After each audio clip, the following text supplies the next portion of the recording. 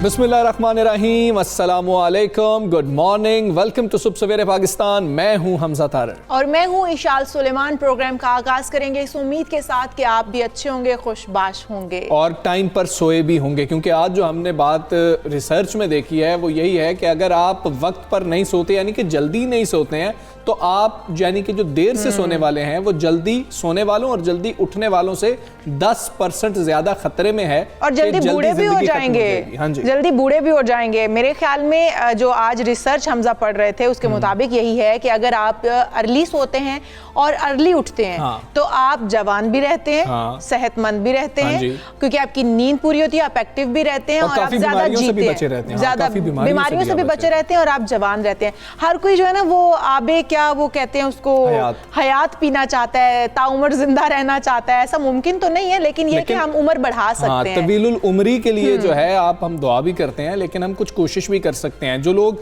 देर से सोते हैं और देर से जागते हैं, हमने बताया कि ये रिसर्च बता रही है जो कि जर्मनी के अंदर की गई है, 4 लाख से ज्यादा मर्दों खवातीन पर की गई है, वो ये बताती है कि ये लोग जल्दी 10% ज्यादा इनमें शरह है कि ये जल्दी बूढ़े हो जाते हैं और जल्दी इनकी जो है जिंदगी भी खत्म हो सकती है और बीमारियां तो लग ही सकती हैं। और ये कहना कि जी कि सिर्फ 7-8 घंटे की नींद ले लेनी चाहिए, ये दुरुस्त नहीं है। 7-8 घंटे की नींद, रात की नींद ले लेनी चाहिए, उससे आप जो है फ्रेश भी रहते हैं। टाइमली सो जाना जो है मैक्सिमम 8-9 बजे जो है वो हमें वाइंड अप कर देनी चाहिए अपनी चीजें, और 10 बजे तक कम से कम सो जाना चाहिए ताकि जब हम इशाल से पूछें कि इशाल आप कितने बजे सोई थी, तो इशाल बताती रात यार मुझे 1 बज गया था सोते सोते। लेकिन वो ये कि हमारा कुछ काम ऐसा है, हमें तैयारी करते करते भी वक्त लग जाता है, लेकिन ये कि हमें अपनी रूटीन भी दुरुस्त करनी चाहिए। ये नहीं कि सिर्फ आप लोगों को मशवरा दे रहे हैं, अपनी रूटीन भी हमने आज रिसर्च पढ़ी, हम भी कोशिश करेंगे कि अपनी रूटीन को बहुत बेहतर करने की कोशिश करें। तो अब हम सबसे पहले बात करेंगे N75 डस्का में होने वाले ज़िमनी इंतखाब की। अगर इसको रीपोलिंग कहा जाए तो बिल्कुल गलत नहीं होगा, क्योंकि अब रीपोलिंग होगी। पोलिंग पहले भी हुई थी, वहां पर जरा धुंध के मसाइल थे, फायरिंग भी हुई थी, जिसकी वजह से ये फैसला आया था कि रीपोलिंग होगी। ऐसे ही है और अब तो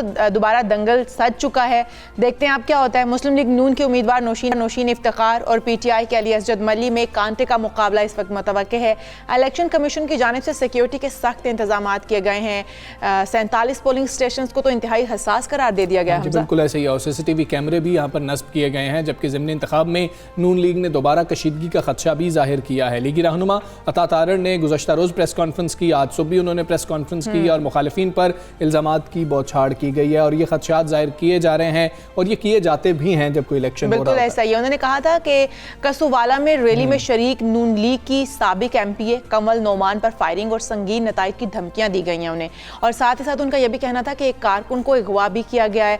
नून लीग के इल्जामात के बाद इलेक्शन कमीशन ने DPO सियालकोट से फायरिंग और मुखबिर कारकुन की बाजियाबी से मुतालिक रिपोर्ट तलब कर ली है, लेकिन ताहाल जो है मेरे ख्याल में कोई सामने सिचुएशन नहीं खुलकर आ सकी है। 19 फरवरी को होने वाले ज़िमनी इंतखाब के दौरान फायरिंग हुई थी, पोलिंग का अमला गायब हो गया था। वाकयात पर इलेक्शन कमीशन ने दोबारा पोलिंग के अहकामात जो है जारी किए थे। सुप्रीम कोर्ट में मामला गया था, इस फैसले को बरकरार रखा गया था और इस वक्त जो है पोलिंग का अमल भी जारी है। पोलिंग का वक्त जो है शुरू हो चुका है, जो बगैर तातुल के जारी भी रहेगा, जिसके बाद काउंटिंग की जाएगी और ये मालूम हो सकेगा कि इस जो इलेक्शन है, ज़िमनी इंतखाब है, इसका नतीजा क्या बनता है। इस सवाल से बात करेंगे, हमारे नुमाइंदगार साथ मौजूद है, हामिद रज़ा कालू मौजूद हैं, शाहिद चौधरी मौजूद हैं। हामिद, पहले आपसे जानना चाहेंगे क्या देख रहे हैं आप, टर्न आउट कितना है? पिछले जब पोलिंग हुई थी पहले फरवरी के अंदर, उसको देख लिया जाए और अभी की आप देख लें, क्या गहमा गहमी आज ज़्यादा नज़र आ रही है आपको? जी, आज गहमा गहमी ज़्यादा नज़र आ रही है। पिछले जो 19 फरवरी का इलेक्शन था उसमें कैंपेन में गहमा गहमी नज़र आती थी, लेकिन आज टर्न ओवर के हिसाब से अगर हम देखें तो मैं समझता हूं कि आज काफ़ी बेहतर पोलिंग हो रही है। सिक्योरिटी के सख्त इंतजाम हैं। वो अता तारड़ की प्रेस कॉन्फ्रेंस की बात हो रही थी, तो वो जो फायरिंग का जो वाक़या और कमल नुमान जो अदाकारा साहब का MP हैं, उनके ऊपर जो कहा गया था कि फायरिंग की गई, वो उसकी उस मुकदमा की दरखास्त में तो यही लिखा गया था कि एक साथी को अगवा भी किया गया और उनके ऊपर फायरिंग भी की गई, लेकिन जब FIR नून लीग की जानिब से करवाई गई है, रफाकत अली नामी उसका मुदई है जो कि थाना 17 में FIR दर्ज हुई है, तो उसमें ना तो कंवल नुमान का नाम है और ना ही वो अगवा होने वाले शख्स का नाम है और ना ही उसका जिक्र किया गया है। कोई भी FIR जो है, यहाँ पर मैं ये बताता चलूं कि मुदई के सिग्नेचर्स के बगैर FIR जो है वो मुकम्मल नहीं हो सकती, क्योंकि दरखास्त के ऊपर जो मुदई है वो दस्तखत करता है, अपना मौका बताता है, तो उसी के मुताबिक जो है वो FIR जो है होती है। उस वाकया के बाद जैसे ही हम अता तारड़ ने प्रेस कॉन्फ्रेंस की, प्रेस कॉन्फ्रेंस के बाद इलेक्शन कमीशन ऑफ पाकिस्तान ने नोटिस लिया, DPO सियालकोट से जवाब तलब किया, फौरी तौर पर कानून हरकत में आया। तो उसके बाद जो DSP अदनान मलिक हैं डस्का सर्कल के, वो भी वहाँ पे पहुंचे, दीगर टीमें वहाँ पे पहुंची, तो मालूम ये हुआ कि वहाँ पे ये लोग पैसे बांटते थे। ये बताइएगा, क्योंकि आप बता रहे हैं कि पोलिंग का अमल जो है वो शुरू हो चुका है, 9 बज चुके हैं, बताइएगा कितनी गहमा गहमी देख रहे हैं? क्या लोग उतनी ही रफ्तार से आ रहे हैं जैसे पहले पोलिंग में आए? जैसे अब रीपोलिंग हो रही है तो लोगों का इंटरेस्ट क्या उतना ही ज्यादा है वोट डालने में? जी बिल्कुल, लोगों का जो इंटरेस्ट हम सुबह से देख रहे हैं, 8 बजे से पहले यहाँ पे कतारें लागे थी, अब तो लोग अंदर जा चुके हैं, लेकिन टर्नओवर बहुत अच्छा है।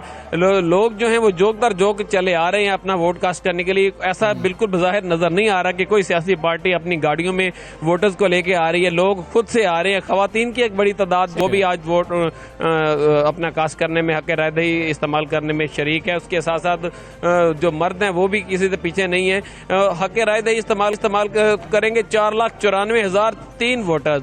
तो टर्नओवर जो है मेरे ख्याल से आज अगर सिटी की हम बात करें तो सियालकोट शहर में 85% से अबव रहेगा। अच्छा। और गुज़श्ता इलेक्शन में जो टर्नओवर था, चूंकि फायरिंग के वाकयात हुए, दीगर बदमज़गियां हुई, और ये एक जमात की तरफ से नहीं, दोनों जमातों की तरफ से इस तरह के हल्ले गुल्ले होते रहे, जो कि कॉलेज रोड डस्का के ऊपर, कचहरी रोड डस्का के ऊपर जो गवर्नमेंट पोस्ट ग्रेजुएट कॉलेज, उसके बाहर नून लीग थी और अंदर फायरिंग के वाकयात भी सामने। हामिद, आप हमारे साथ ही मौजूद रहिएगा, इसी तमाम तर सूरत हाल पर बात कर लेंगे। शाहिद चौधरी भी वहां पर मौजूद है। शाहिद, आप हमें बताइएगा इंतजामात कैसे किए गए हैं इलेक्शन कमीशन की जानिब से? अभी तक तो कोई कशीदगी की खबर सामने नहीं आई कि कहीं पर कोई कशीदगी हुई हो।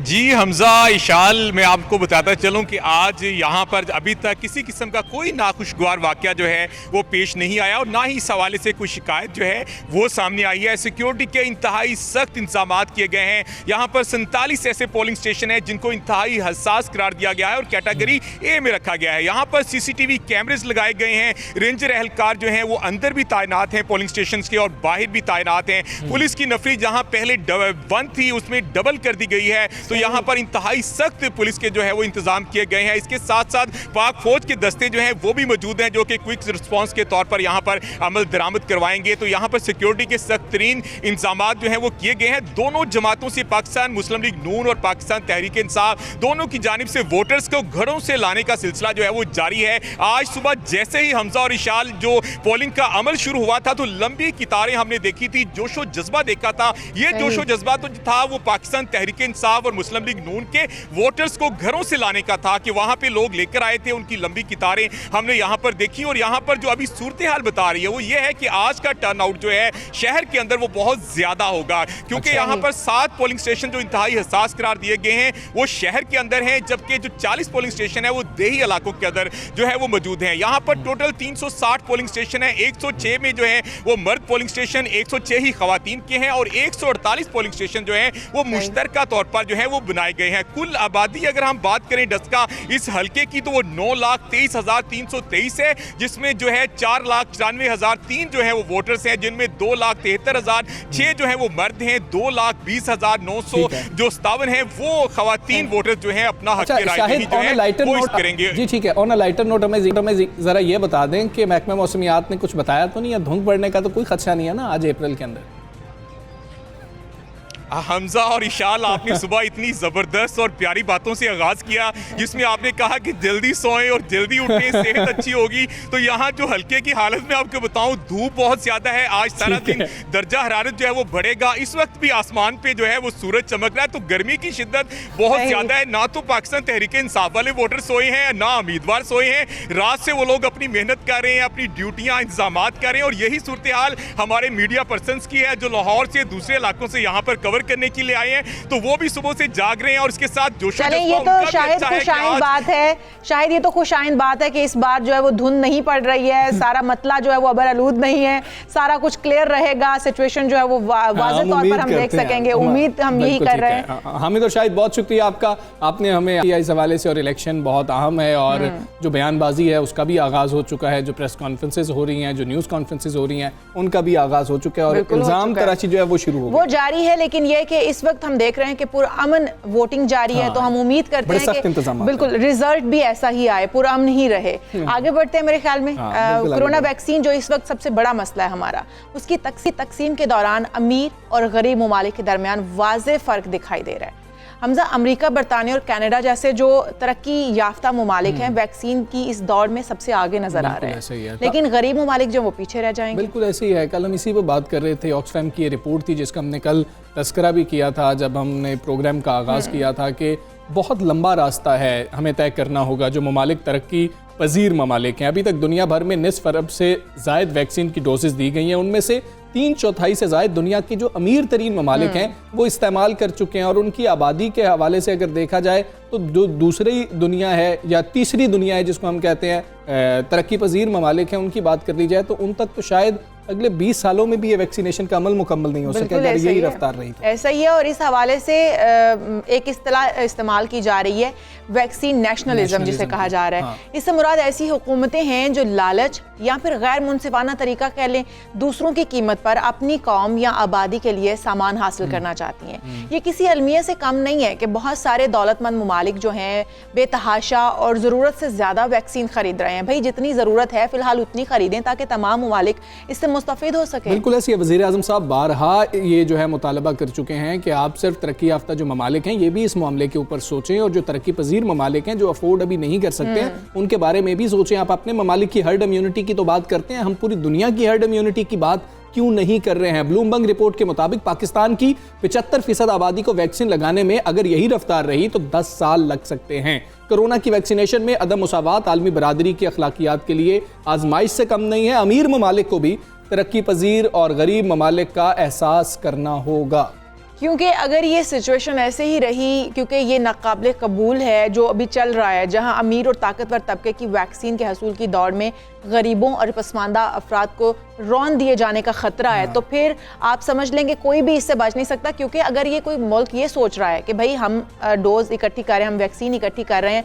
हम महफूज हो जाएंगे, तो इसका मतलब है कि दूसरे भी महफूज रहेंगे। तो ऐसा नहीं है, जब तक पूरी दुनिया इससे नहीं निकल आती तब तक कोई भी महफूज नहीं है। इसी हवाले से बात कर लेंगे। साबिक मुआविन खुसूसिया है डॉक्टर जफर मिर्जा साहब हमारे साथ मौजूद हैं। डॉक्टर जफर मिर्जा साहब अस्सलाम वालेकुम, गुड मॉर्निंग सर। सर, ये जो रिपोर्ट है ऑक्सफैम की, इस हवाले से अगर देख लिया जाए और हम तरक्की याफ्ता ममालिक की बात करें, वो अगर ये कहें कि ये तो हमारा हक है, हम अफोर्ड कर सकते हैं, हम खरीद सकते हैं, तो ये हमारा हक है कि हम अपने आवाम के लिए इकट्ठा कर लें। जी बहुत शुक्रिया। देखें जी, ये जो आपको वैक्सीन नेशनलिज्म या जो अदम मसावात या गैर मुनसिफाना निज़ाम जिसकी आप बात कर रहे हैं, इसमें हमें कोई हैरत नहीं होनी चाहिए, इसलिए कि दुनिया का निज़ाम जो है वो इसी तरह बना हुआ है कि जिसमें बहुत ज़्यादा गैर मुनसिफाना तकसीम है रिसोर्सेज की, और अमीर और गरीब मुल्कों के दरमियान जो तफरीक है वो हर लिहाज से है, हर तरीके से है। यही चीज़ हेल्थ केयर में भी है, और यही चीज़ जब वैक्सीन की डिस्ट्रीब्यूशन है उसमें भी नज़र आती है। लेकिन दूर क्यों जाएं?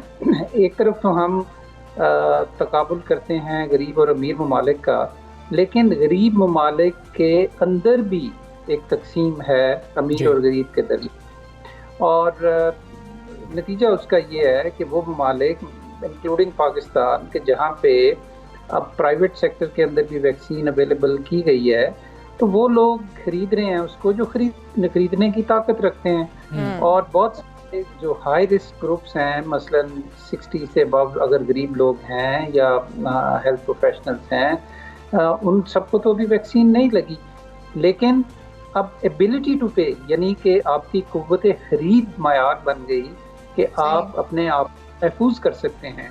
तो ये जो गैर मुनसिफाना तकसीम है ना, ये हर दर्जे पे है, हर लेवल पे है, ये सिर्फ बैनुल अक़वामी तौर पे नहीं है। यकीनन इसको कंडोन नहीं करना चाहिए, इसको क्रिटिसाइज करना चाहिए, लेकिन इसके सलूशन आने चाहिए और साथ साथ घर को भी इन ऑर्डर करना चाहिए। बिल्कुल सर, यही बात है कि वैक्सीनेशन जो ये नेशनलिज्म है, इसकी वजह से दुनिया जो गरीब ममालिक से वैक्सीन का हक छीन रही है। जैसे कि आपने कहा कि इसमें हमें हैरानगी नहीं होनी चाहिए, लेकिन वैक्सीन की मुनसिफाना तकसीम यकीनी बनाने के लिए आलमी इदारों को क्या करना चाहिए, इसको किस तरह से रोका जा सकता है? जी एक्चुअली आलमी अदारे जो हैं जी, उन्होंने तो एक निज़ाम वज़ा कर दिया था और उन्होंने कोवैक्स का एक प्लेटफॉर्म डेवलप किया था WHO और गावी ने मिल के, जिसका मकसद ये था कि तमाम ममालिक जो हैं वो अपने वसाइल एक पॉट में डालें, एक जगह पे डालें। ये कोवैक्स जो खरीदे वैक्सीन तमाम कंपनी से और मुल्कों की ज़रूरियात को सामने रखते हुए उनको तकसीम करे। लेकिन ये निज़ाम कायम तो हुआ, लेकिन इसके साथ साथ जो बावसाइल मुल्क थे उन्होंने बराह रास्त कंपनियों से वैक्सीन खरीदनी शुरू कर दी। उनकी अपनी सियासत हैं, उनकी अपने तहफ़्फ़ुज़ की ज़रूरियात हैं, तो उनके पास चूँकि वसाइल भी हैं तो उन्होंने उस वैक्सीन को भी खरीदना शुरू कर दिया जो भी प्रोड्यूस भी नहीं हुई जी। तो लिहाजा ये कि बावजूद कोवैक्स के प्लेटफॉर्म के और वहाँ पे कमिटमेंट्स भी हुई हैं। आप पाकिस्तान की मिसाल लें, पाकिस्तान को 17 मिलियन से ज़्यादा डोजेज जो थी वो मतवक्को थी कि पाकिस्तान में मार्च के पहले हफ्ते में आ जाएंगी, आज तक वो नहीं आ सकी। और उसकी वजह ये कि एक तो डिमांड बहुत ज़्यादा है, सप्लाई कम है। जो एस्ट्राजेनेका की वैक्सीन हमें मिलनी थी उसकी प्रोडक्शन इंडिया के अंदर होती है, इंडिया के अंदर केसेस भी बहुत ज़्यादा हो रहे हैं। वहाँ की गवर्नमेंट ने कहा जी कि पहले हम अपनी ज़रूरत पूरी करेंगे फिर हम कोवैक्स को देंगे। तो ये एक इंटरलिंक्ड, इंटर रिलेटेड एक ऐसा निज़ाम है पूरी दुनिया के अंदर कि जिसमें जब इमरजेंसी की सूरत हाल में हर कोई अपने तहफ़्फ़ुज़ के लिए भाग दौड़ करता है और अपने आप को पहले तरजीह। बात समझ में आने की है, असल में तो होना चाहिए कि पाकिस्तान पिछली कई दहाइयों में खुद वैक्सीन प्रोड्यूस करने के काबिल होता तो आज हम इधर उधर ना देख रहे होते। बिल्कुल ठीक है। ज़फ़र मिर्ज़ा साहब, हमें सर ये भी बताइएगा कि आप दुनिया में उन चंद लोगों में से हैं, पाकिस्तान में खुसूसी तौर पर, जो इस कोरोना वायरस को बहुत करीब से आपने देखा, मॉनिटर किया जो सूरत हाल चल रही है। पहली लहर और तीसरी लहर को आप देखते हुए आप क्या फ़र्क देख रहे हैं? तीसरी लहर कितनी ज़्यादा ख़तरनाक है? और दूसरा, वैक्सीन के हवाले से पाकिस्तान कहाँ पे गलत हुआ? क्या कि पॉलिसी हमारी गलत हुई? क्या कैसे बेहतर किया जा सकता है इसको? जी, पहला जो आपका सवाल है उसका जवाब तो ये है कि बहुत सारे फ़र्क हैं, लेकिन दो बुनियादी फ़र्क हैं पहली और तीसरी लहर के दौरान। पहला फ़र्क तो ये है कि वायरस जो है वो उसके अंदर तब्दीली आई है और उसकी वजह से, उस तब्दीली की वजह से उसके फैलाव की जो रफ्तार है वो पहले से तकरीबन 70 गुना तेज़ हो गई है जी। जाहिर है कि जब वायरस बहुत तेज़ी से फैलेगा तो ज़्यादा से ज़्यादा लोगों को मुतासर करेगा और उनकी वो शरह कि जो शदीद बीमार वो भी ज़्यादा होगी, लिहाजा हमारे अस्पताल भी बढ़ रहे हैं। तो ये तो एक टेक्निकल वजह है। दूसरी वजह यह है कि पहली लहर के दौरान मेरा ख्याल है कि पाकिस्तान में लोगों के अंदर भी और इंतज़ामिया के अंदर भी, गवर्नमेंट के अंदर भी एक रिजॉल्व था और एक बहुत ज़्यादा इसके अंदर कमिटमेंट थी कि हमने इसको रोकना है। लेकिन ये चीज़ मुझे तीसरी लहर के दौरान उतनी नज़र नहीं आई जितनी कि पहली लहर के दौरान। ज़फ़र मिर्ज़ा साहब, एक और चीज़ आपसे जो जानना चाहेंगे, जैसा कि ब्लूमबर्ग की एक रिपोर्ट भी जारी की है उन्होंने कि अगर पाकिस्तान में यही सूरत हाल रही जिस स्पीड से लग रही है वैक्सीनेशन, तो 10 साल भी लग सकते हैं। आप इत्तफाक करते हैं कि वाकई हमें 10 साल इंतज़ार करना पड़ेगा इस वबा से निकलने के लिए? सकते हैं तब तक कि कोई बहुत इनकलाबी इक़दाम ना किए जाएँ, जिसके लिए मुझे मालूम है गवर्नमेंट बहुत कोशिश कर रही है, गवर्नमेंट के ऊपर बड़ा प्रेशर है। पाकिस्तान 5वां बड़ा मुल्क है दुनिया का, बहुत बड़ी आबादी है, दूसरा बड़ा मुस्लिम मुल्क है। तो यहाँ पे अल्लाह का शुक्र अदा करना चाहिए कि इस वायरस ने वो तबाही तो नहीं मचाई कि जो यूरोप और अमेरिका, लेकिन इसके बावजूद तीसरी लहर जो है इस पूरे खित्ते को अपनी लपेट में लिए हुए है और अल्टीमेटली इस वबा से छुटकारा हासिल करने के लिए जो वाहिद हल है इस वक्त वो वैक्सीनेशन ही है। लिहाजा गवर्नमेंट जो है वो इस सिलसिले में बहुत फाल भी है, अपनी जिम्मेदारी भी महसूस कर रही है, लेकिन कुछ कंस्ट्रेंट्स हैं, स्ट्रक्चरल कंस्ट्रेंट्स। देखें, पूरी दुनिया में इस वक्त जो वैक्सीन यूज़ होती है, हर तरह की वैक्सीन, सिर्फ कोविड की नहीं, का 60% सिर्फ इंडिया में है। 60% सही हो गया। 1% भी नहीं होता। अब ये किसकी है? ये जाहिर है इस गवर्नमेंट की तो सिर्फ गलती नहीं है, ये तो दहाइयों के ऊपर फैली हुई वो इग्नोरेंस है और वो लैक ऑफ रिस्पॉन्सिबिलिटी और गैर जिम्मेदाराना पॉलिसीज हैं कि जिसके नतीजे में आज बिल्कुल सही कह रहे हैं जफर मिर्जा साहब आपके। जब तक कोई ऐसे बात नहीं उठाए जाते, जिस तरह आपने कहा कि हुकूमत कोशिश भी कर रही है, तब तक जो है वो हम शायद इससे ना निकल सकें। बहुत शुक्रिया। साबिक मुआवने खुसूसी डॉक्टर जफर मिर्जा साहब हमारे साथ मौजूद थे, अपनी राय से हमें आगाह कर रहे थे। हम यहाँ पर एक ब्रेक ले लेते हैं, ब्रेक से वापस आएंगे। Stay with us.